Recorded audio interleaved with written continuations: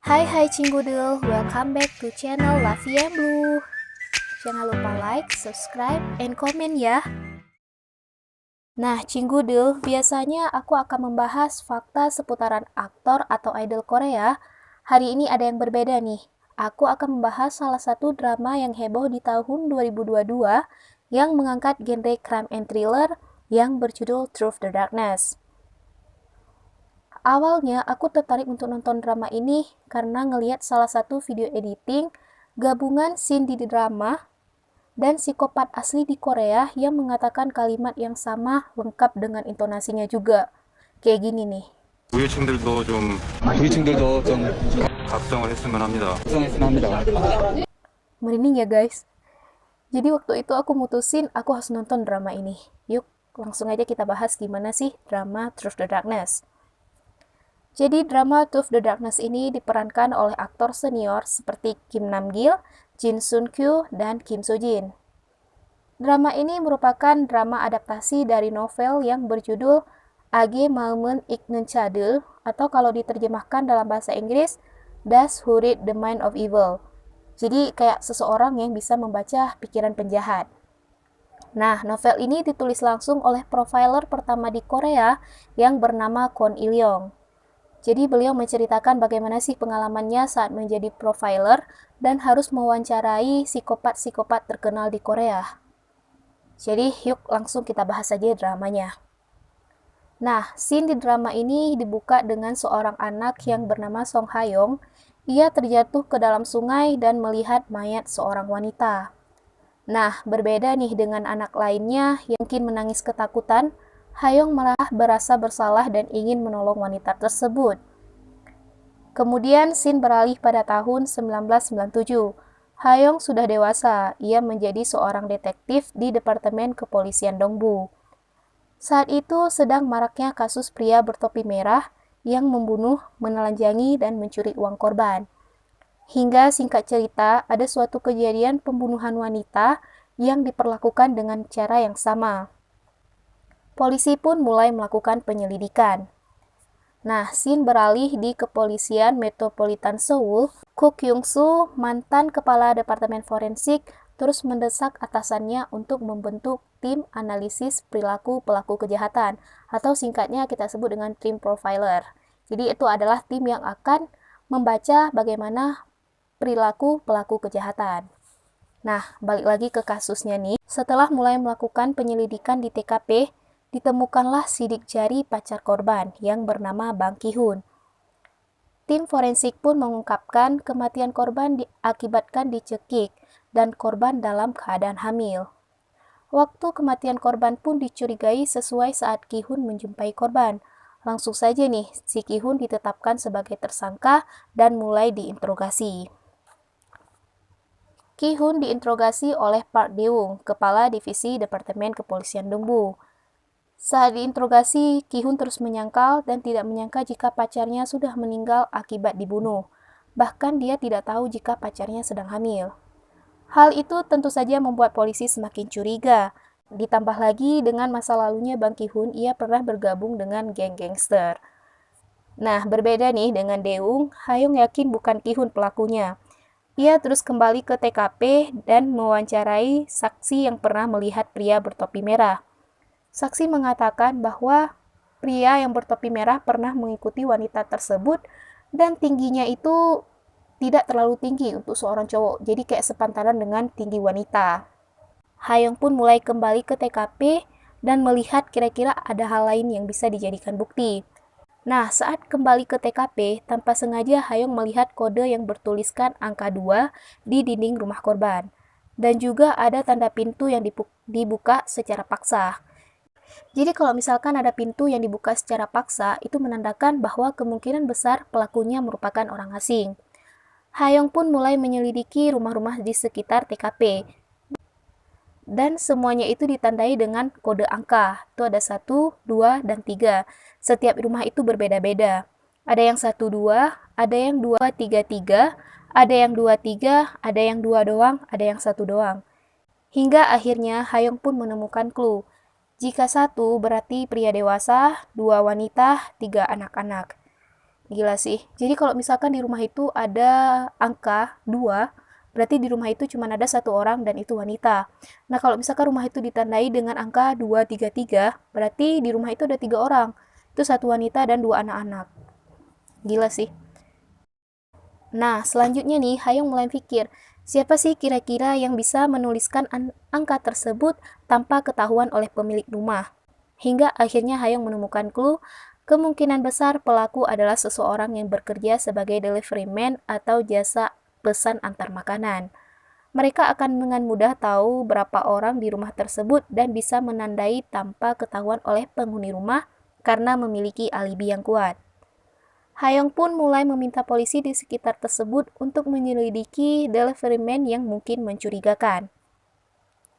Saat itu, Hayong bahkan meminta bantuan Kuk Hyung Soo sebagai tim forensik untuk menyelidiki kembali TKP. Saat itu ditemukanlah sidik jari asing di rumah tersebut yang bukan sidik jari milik Ki-hun dan tidak terdaftar di database. Jadi bisa jadi nih ada orang asing yang sudah masuk ke dalam rumah dan menunggu waktu yang pas untuk melakukan aksinya.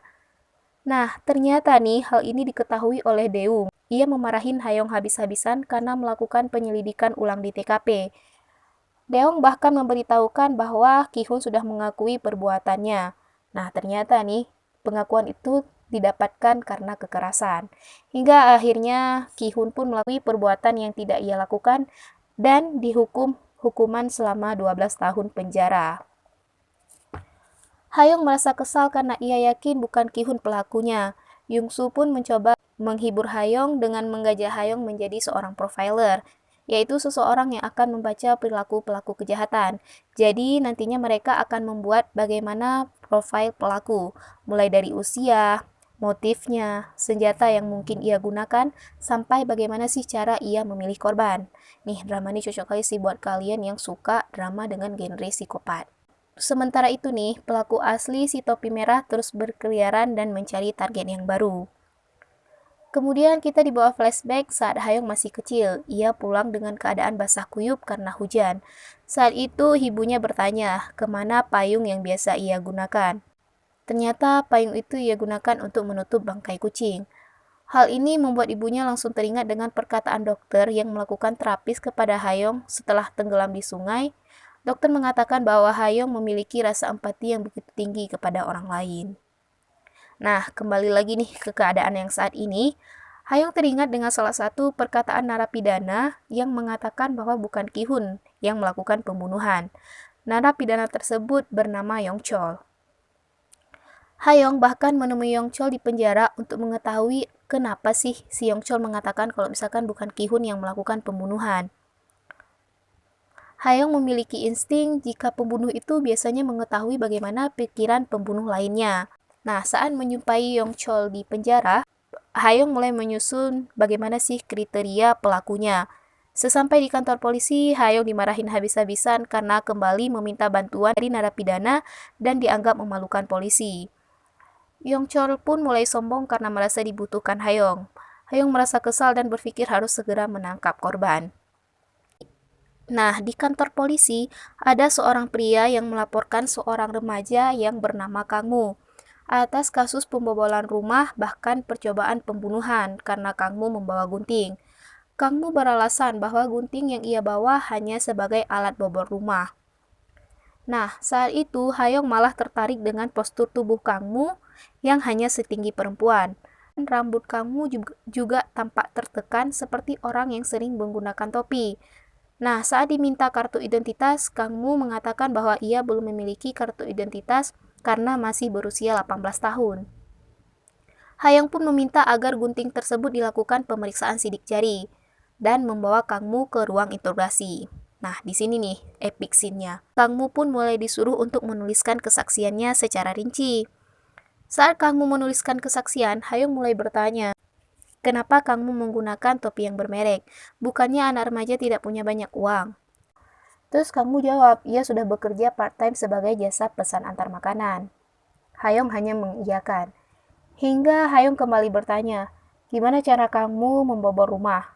Apa dengan cara memanjat dinding? Nah, Kang Mu nih tanpa sadar menjawab, iya, tapi kalau misalkan ada pipa lebih gampang. Oh, berarti jelas ini bukan kejadian pertama kamu. Kamu pun merasa terkejut dan lanjut menuliskan kesaksian. Hayong kembali bertanya, kamu membobol rumah pasti saat nggak ada orangnya kan? Terus kamu jawab, iya, aku nggak akan membobol kalau ada orang. Hayong nanya lagi nih, kalau pas kamu bobol ternyata ada orangnya gimana? Ya keluar atau nggak cari tempat untuk sembunyi. Oh gitu, tulis semua hal yang pernah kamu lakukan. Kamu yang merasa sudah menggali lubangnya sendiri pun kaget dan beralasan tidak bisa fokus karena Hayong terus bertanya. Nah, saat kamu lanjut menuliskan kesaksiannya, Hayong sadar bahwa tulisan angka yang digunakan kamu sama dengan kode angka yang dituliskan di rumah korban. Hayong pun mulai menyebutkan angka dengan random. Coba tulis 12, 2, 233, 23. Dan kamu pun mulai gugup. Hayong terus menekannya, dan akhirnya kamu mengakui perbuatannya begitu saja dengan emosi yang meluap-luap. Kamu mengatakan bahwa ayahnya lah yang membuat ia seperti ini. Dulu ayahnya sering menyiksa ibunya dengan cara yang sama yang ia lakukan kepada korban. Tentu saja hal ini membuat publik panas dan meremehkan polisi karena sudah memenjarakan orang yang salah, yaitu si Ki-hun. Ki-hun pun sudah dibebaskan. Namun, mulai beredar kabar bahwa polisi menangkap korban berkat bantuan narapidana. Akhirnya, hal ini pun digunakan Kuk Hyung-soo untuk terus membujuk atasannya membuat dream profiler. Ia mengatakan bahwa di Amerika itu mewawancarai narapidana adalah hal yang biasa. Nah, akhirnya atasannya pun setuju untuk membentuk dream profiler. Hayong pun mulai dipindahkan ke kantor kepolisian Metropolitan Seoul. Nah, kisah berlanjut pada tahun 2000, ada seorang anak kecil yang diculik dan dimutilasi. Kita akan bahas di video selanjutnya. Kalau tertarik, jangan lupa di komen ya, Cinggudel, biar makin semangat buat next videonya.